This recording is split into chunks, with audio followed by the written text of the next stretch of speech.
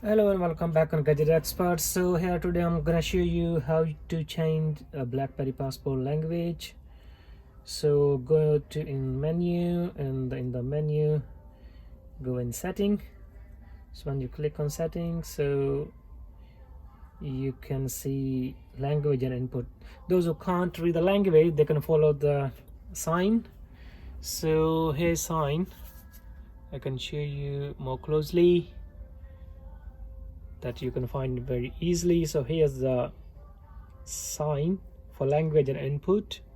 So if you click on it, the first option is language, and then second option is a region, and click on the option. So here you can find English UK, English US, so different language, Spanish, French, and many more languages. So whatever you want to use language, Romana, so Turkish, so you can select any language, whatever language you speak.